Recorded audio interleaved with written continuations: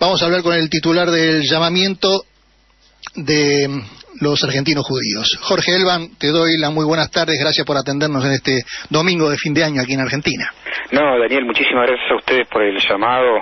La verdad, importante el rol que ustedes tienen para desmitificar un poco, o mucho si se quiere, cómo juegan cada uno de los actores políticos de la colectividad judío-argentina. ¿Y cómo lo ve el llamamiento? ¿Cómo lo ves vos? En principio, lo más importante es que para nosotros, como Llamamiento Argentino Judío, se cumplen ya casi 4 años de nuestra existencia, que conformamos a la luz, de alguna manera, del fuerte corrimiento que la DAI y la AMIA han realizado en los últimos años, desde Veraja hasta acá, con algunos lapsos, sobre todo de Gilbert Levy, o algunas promesas que se hicieron, de la cual yo fui víctima en su momento, de que me habían dicho que la DAIA se iba a convertir en lo que originalmente fue, en su nacimiento en 1935, una organización que se iba a orientar únicamente a la lucha contra el antisemitismo. Bueno, han abandonado claramente el objetivo fundacional, lo que los convierte en una institución inscripta en la IGJ que no cumple con su misión y que está realmente mintiendo en la sociedad, porque lo que hace es política partidaria al servicio de la derecha argentina, en esta etapa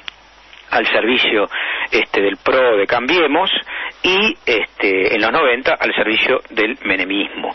El llamamiento nace ya insisto, hace 4 años, sí, ante la indignación que muchos argentinos judíos sentíamos por esta debacle moral, y también de alguna manera esta estafa a la sociedad argentina que realizan ambas instituciones, que han hecho básicamente, que se han posicionado en ser o locomotora o furgón de cola de lo peor de los sectores reaccionarios de nuestro país. Es increíble que yo siempre comento que un hombre como Waldo Wolf, ex vicepresidente de la DAIA, defiende a Mazot, y Mazot es parte de la familia que fue la primera que fundó la revista Cabildo. El padre del actual diputado fue su primer secretario general. Bueno, esas son las alianzas, las mismas alianzas que hacen que el mayor asesor del presidente argentino Macri, Durán Barba, haya dicho que Hitler es un hombre espectacular. La misma alianza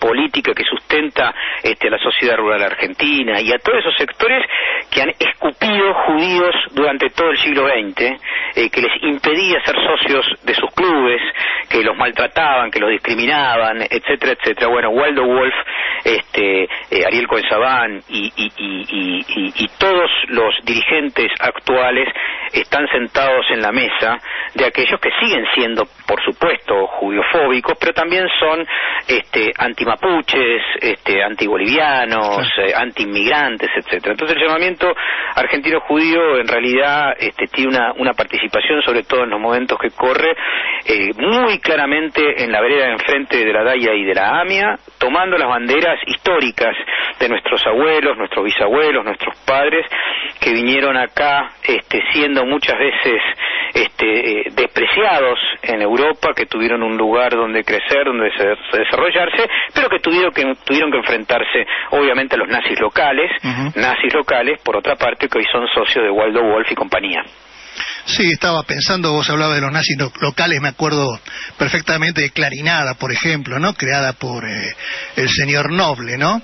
Sí, por supuesto, un militante importante de las huestes nazis de la Argentina en los años 30, como muchos otros que a los abuelos de Waldo Wolf, a los padres de Waldo Wolf, los escupían por la calle, pero este señor obviamente tiene su house organ en La Nación y en Clarín, ambos productos, básicamente el primero, Clarín, la década del 40, de una orientación nazi que luego se desvió en su mejor versión o etapa hacia el fronticismo o hacia el desarrollismo, y hoy expresa básicamente la visión de los sectores más concentrados, más de derecha de la sociedad argentina, y el caso del racismo mitrista de La Nación, que no hay más que recorrer las editoriales, sobre todo de fines del siglo XIX, principios del XX, para ver cuál es el origen en relación, obviamente, a la discriminación y antisemitismo de ese diario. Bueno, esos son los socios de la DAIA y de la AMIA, y nosotros del llamamiento estamos básicamente con nuestros muertos, lo voy a decir así muy brutalmente, con aquellos que creían en la solidaridad, en el cooperativismo, en el mutualismo, que se ayudaban cuando venían con una mano atrás y otra adelante de afuera, y nos enfrentamos, como en aquel entonces, a las versiones más de derecha actuales. Y hoy el neoliberalismo, Macri, Cambiemos, es la forma que asume el nazismo a niveles contemporáneos, porque el neoliberalismo es la expresión económica de los sectores más concentrados, los mismos que siempre terminan apoyando las versiones más brutales, más represivas, como lo están haciendo hoy en la realidad. Y de ninguna manera aquellos que saben algo de historia judía pueden estar sentados y pueden ser funcionales a esa lógica de exclusión, de persecución política, de represión, de cárcel que expresa hoy Cambiemos. Bueno, el llamamiento es justamente de alguna manera la expresión de esas tradiciones más humanistas judías que reivindican el laicismo, que reivindican a Freud, a Einstein, a Spinoza, etcétera, etcétera, y que como Spinoza somos raleados o despreciados por los mercaderes del templo, ¿no? Por aquellos que de alguna manera, como Berman y sus secuaces, creen que el judaísmo es una máquina de hacer negocios y no un posicionamiento ético frente al imperio, como lo fue, y lo cuenta Flavio Josefo en la Guerra de los Judíos, enfrentándose a los poderosos. Bueno, el llamamiento argentino judío ha tomado una bandera histórica, no la inventamos nosotros, tiene mucho en Argentina, 200 años de historia. Recordarles a tu público que el coronel del pueblo Dorrego, fusilado en la década del 20 del siglo XIX, era judío. Sí, de origen portugués. Efectivamente, descendiente de marranos portugueses, y bueno, y tenemos una larga historia que se expresa también triste, dolorosa y trágicamente en los años 70 con 1.800 desaparecidos judíos con nombre y apellido, de los 10.000 denunciados. No quiere decir esto que sean 10.000, por supuesto que para nosotros eran siempre 30.000, como para nosotros eran siempre 6 millones de exterminados por los nazis, pero de los 10.000 denunciados con nombre y apellido, 1.800 pertenecen a un origen argentino judío, y nosotros estamos de ese lado de la grieta, del lado de los que reivindican a esos muertos que lucharon por sociedades más justas, por la integración, que lucharon contra el hambre, que lo hicieron en Europa y que también sus hijos vinieron a hacerlo acá. La expresión más acabada, siempre me acuerdo, Sara Rus, esa entrañable madre de Plaza de Mayo, todavía maravillosamente viva, que vino de Auschwitz con sus numeritos grabados en el brazo para tener acá a sus hijos, y que su hijo está desaparecido, siendo un físico de un edificio que estaba curiosamente frente a la ESMA, ¿no? De la Comisión Nacional de Energía Atómica. Bueno, eso es la expresión de eso, de alguna manera, lo que nosotros recogemos desde el llamamiento, y vemos con mucha indignación, casi con furia, cómo la DAIA y la AMIA hacen seguidismo de los racistas, de los que desprecian a nuestros hermanos mapuches, etcétera, etcétera, y se ponen del lado del poder. Bueno, nosotros elegimos orgullosamente la otra vereda, y diariamente estamos mostrándole a la sociedad argentina que no hay una forma única de ser judío, que están ellos, que están estos mercaderes del templo, que están ellos los que de alguna manera negocian con el poder, que les interesa más la figuración o el dinero que la dignidad. Y bueno, y de este lado estamos miles y miles de argentinos judíos que sentimos vergüenza de que se utilice la palabra hebrea para eso, y nos ponemos de la vereda enfrente y lo denunciamos, porque esa es nuestra también parte de nuestra misión institucional, denunciar ante la sociedad argentina y ante América Latina y el mundo de que ellos no son la expresión única de los judíos, sino su versión más concentrada, más vinculada a los negocios, más vinculada al poder, más relacionada con toda lógica imperial, y nosotros de alguna manera abrevamos en el humanismo, en la ética, en la solidaridad y por supuesto en la militancia política. Te pregunto, estamos hablando con Jorge Elbaum, a quien le agradecemos, es el titular del Llamamiento Argentino Judío. Te consulto y te pregunto para nuestra gran audiencia que nos escucha en todo el mundo. Aquí en la República Argentina ya sabemos todo lo que maneja Mañeto, con su diario Clarín y sus más de 400 transmisiones en todo el país, canales de televisión, diarios, etcétera. Ahora, dentro de la comunidad judía existen 2 o 3 grandes cadenas, digamos. Una es la cadena de información Vis a Vis, del justamente secretario de Derechos Humanos de la Nación, cuyo mayor mérito habrá sido, digo yo, ser el delfín de Rubén Beraja, que hoy día está siendo juzgado por encubrir el atentado a la AMIA. Esa es una, Vis a Vis. Y la otra es Radio High, por ejemplo, que ahora fue cerrada por la misma AMIA. O sea, llega un momento que ya ni ellos mismos se soportan, la derecha no se soporta a sí mismo porque quiere más y más. Y bueno, el nuevo presidente de AMIA, el asumido hace muy poco, Agustín Sobar, otro señor de quien conocemos muy bien su dirigencia funesta durante años, en partidos políticos inclusive, ¿no? En la política nacional. Bueno, esta radio que se hizo llamar la Radio Judía de Latinoamérica fue ahora absorbida por la AMIA, fue sacada de su lugar, desalojada de una institución que era Comedores Populares. Fue echada, no está más Radio High, desapareció, estaba del año 94, si no me equivoco, 95, y tiene también una muy fea historia dentro de lo que es la comunidad judía, llenando los oídos de nuestra paisanada con lo que vos decías muy bien, esta derecha reaccionaria con todas las mentiras del caso Nisman, caso AMIA, etcétera. Y se ha descubierto, lo descubrió nuestro colega y amigo Horacio Lutzky, periodista, que no figura su titular, Miguel Steuermann, quien siempre ponía la cara, el director de Radio High, sino que atrás de Radio High parece que está la CIDE, y nada menos que la CIDE de Jaime Estiuso. Sí, efectivamente. Bueno, ahí hay varias cosas. Primero, lo más importante que decís vos, yo creo que esas grandes cadenas, digamos, son grandes cadenas de negocios que no les interesa la verdad.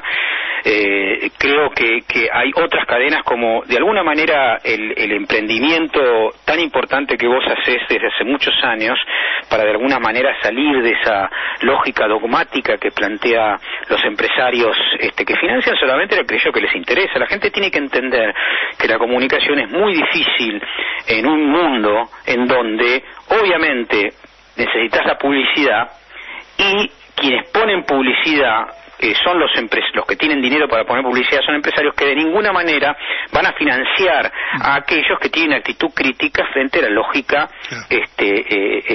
empresarial. Entonces ahí nos encontramos frente a un problema grave que, por supuesto, Vis a Vis va a tener. Uno mira la página de Vis a Vis, les recomiendo a tu gran audiencia que lo haga, y va a ver toda publicidad del gobierno nacional, de Banco Ciudad, de Banco Provincia, de todos entes mixtos, etcétera, etcétera, con lo cual este señor Abruj, con su socio Guillermo Yanco, a la sazón el esposo de Patricia Bullrich, es un emprendimiento comercial que se llenan de dinero derivando, como siempre ha hecho la derecha en nuestro país, sacando nuestros impuestos, lo que nosotros pagamos, para ponérselos en su bolsillo. Ellos utilizan los dineros públicos para beneficiarse. Un tipo que es un funcionario público, un vergonzoso secretario de Derechos Humanos, tendría que ser el secretario de Derechos Deshumanos, básicamente, es el mismo tipo que hace negocios con el Estado y se enriquece a costa de nuestros impuestos. Bueno, esos son los republicanos, esos son los éticos, esos son los que vinieron a traer diálogo, y son nada más que una manga de mercachifles, mentirosos, chantas, que además, por supuesto, hacen negocios viles. Les recomiendo algunas notas que yo escribí que están en distintos lados, en página 2, etcétera, etcétera, sobre quién es Abruj. Un poco para entender cómo funciona su lógica comercial también, porque vinieron a robarse. Ellos dicen, se robaron todo, le dicen a los anteriores, para ocultar el desfalco millonario y el desastre que están haciendo, que tiene ya sus primeras víctimas en los trabajadores y, por supuesto, en los jubilados. Pero vuelvo atrás. Tanto Radio High como Vis a Vis son emprendimientos comerciales de tipos que dicen lo que los empresarios de la comunidad judía quieren escuchar. No la calle judía, los laburantes, los profesionales, sino aquellos 3, 4, 5, 8 tipos que están dispuestos a poner una pauta para hacerles decir a los mercachifles de turno, a este Steuermann, etcétera, etcétera, que es al mismo tiempo un grosero ignorante, un burro con todas las letras, un tipo realmente con una formación hiperlimitada. Bueno, cuestiones que hay internitas entre ellos, porque lo que manda ahí es por supuestamente el negocio. Entonces le paga el alquiler del lugar, no le paga el alquiler del lugar, etcétera. No hay misiones de explicarle a la sociedad qué es ser judío, cuál es la historia de los judíos, cuáles son los enfrentamientos y las diferencias que ha habido, las grietas que ha habido no solamente acá en Argentina, sino en toda la historia del pueblo judío, ¿no? Es decir, no es esa la misión, sino la misión es hacer negocios. Y para hacer negocios hay que hablar mal del kirchnerismo, hay que hablar mal de los gobiernos populares, hay que hablar mal del peronismo, porque eso le toca sus negocios. Entonces, cuando vienen los gobiernos populares, más allá de los errores, por supuesto que los hay, porque es imposible no cometer errores, estos tipos lo que hacen es defenestrar todo lo que suponen proyectos latinoamericanos, proyectos de integración, proyectos de inclusión, proyectos que reconozcan una patria para el otro, etcétera, etcétera, porque lo que necesiten es hacer negocios a costa de los sectores populares.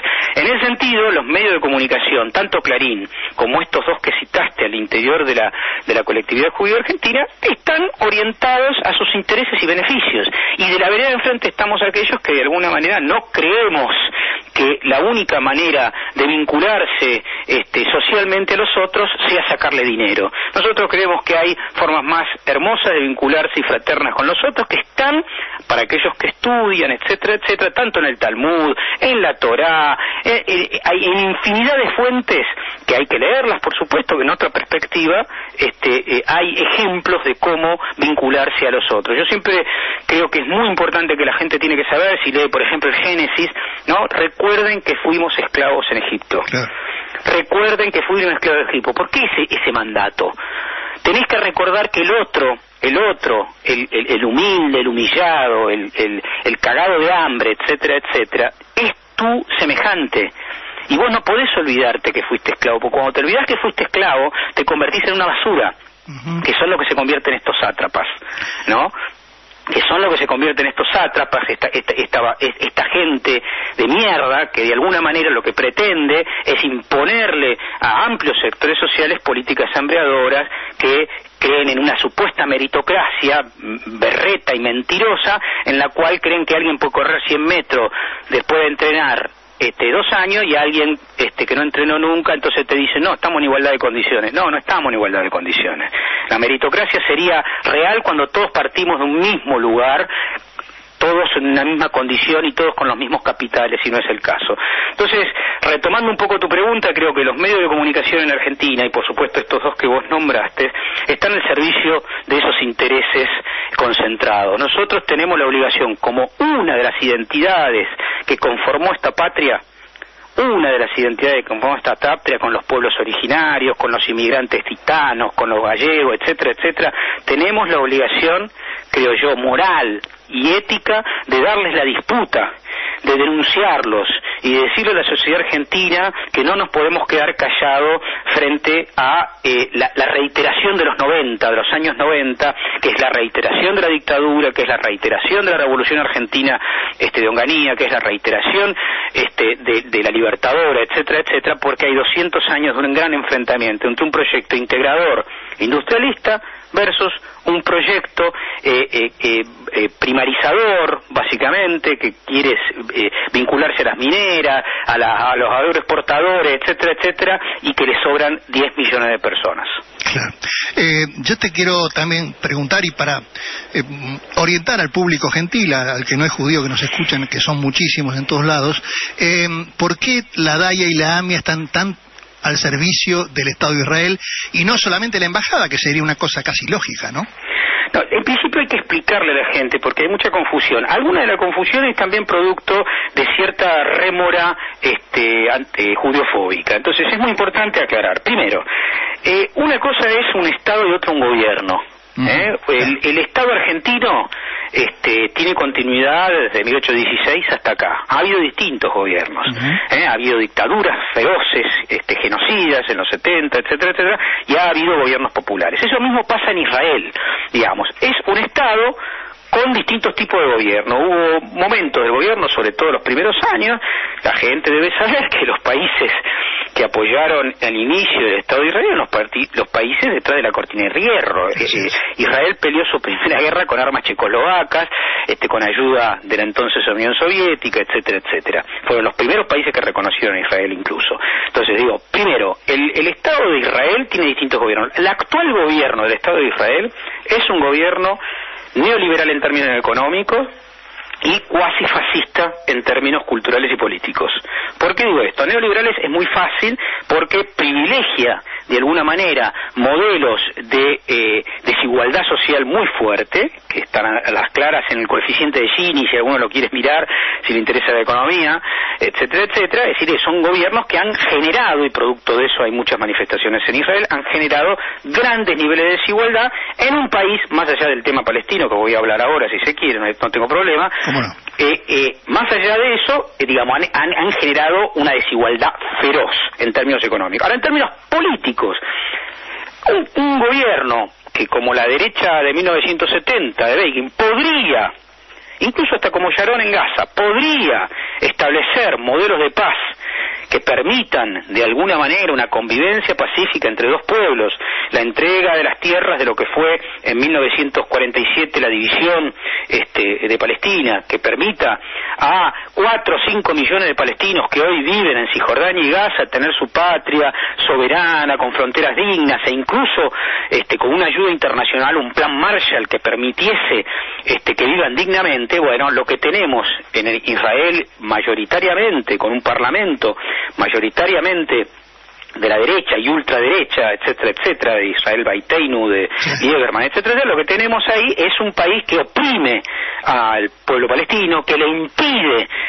tener un país soberano y que avergüenza a muchos judíos del mundo, como a mí, etcétera, etcétera, de por qué se convierte un país como Israel, un país opresor, fuertemente y represor, de los palestinos. Entonces, desde el llamamiento, nosotros en nuestros documentos fundacionales hemos sido muy claros: 2 países para 2 pueblos, fronteras seguras, acceso a la tierra plena para los palestinos, porque es el país que no tiene soberanía, hoy es un país ocupado militarmente, y eso hay que denunciarlo. Y el hecho de que yo sea judío, cristiano, musulmán, etcétera, etcétera, no me impide ver una realidad de que tiene que ser denunciada, como lo hacen muchos israelíes al interior de Israel. Les recuerdo a la gente que no lo sabe que el tercer partido que sacó más votos en las últimas elecciones y que tiene 14 diputados de los 60 se llama Lista Árabe Judía.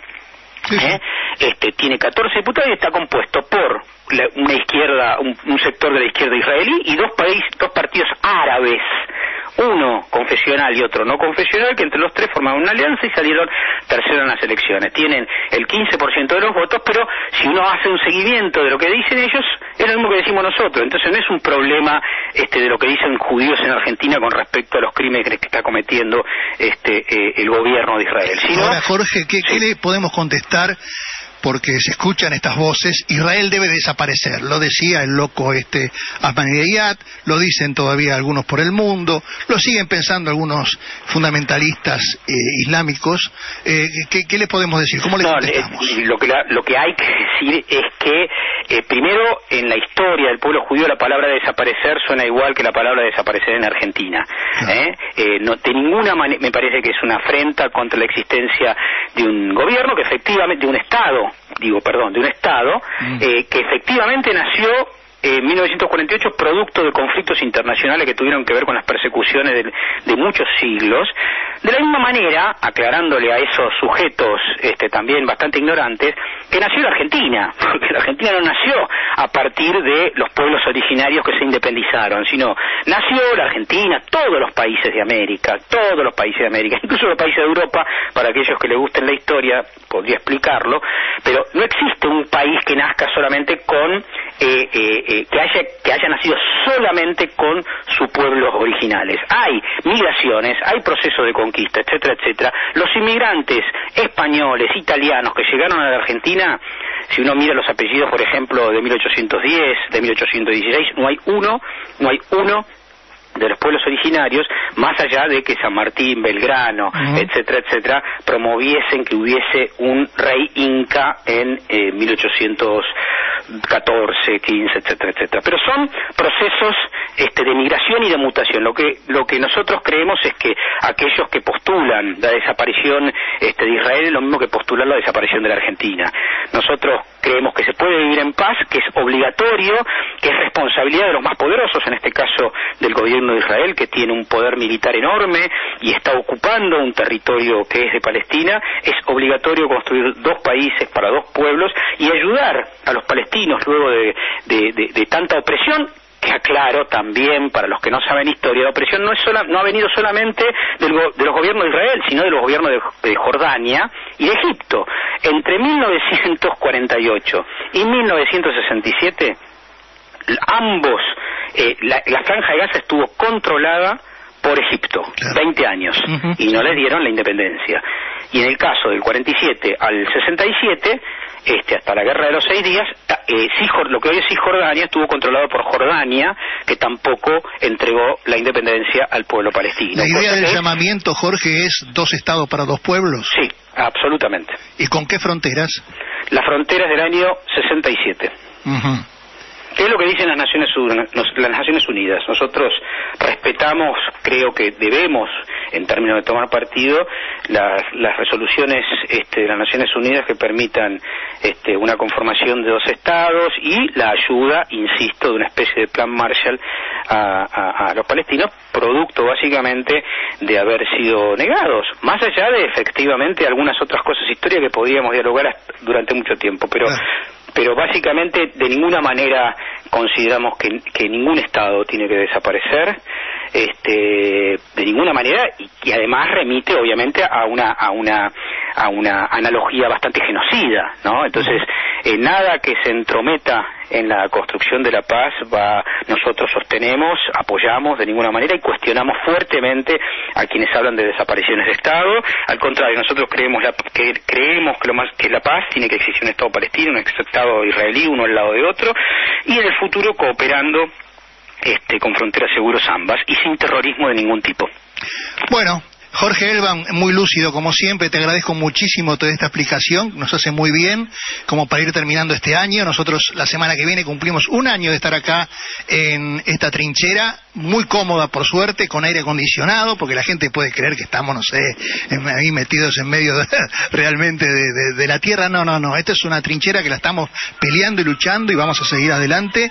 Estamos acá con María en la operación técnica y bueno, con el patrón nuestro mandante, nuestro líder en este caso, Luis Delía, preso lamentablemente, pero las cosas tienen que seguir. Esta es la señal que nos baja Luis sobre todo y todos los compañeros presos políticos detenidos, ¿no es cierto? Sí, permitime eso, sí.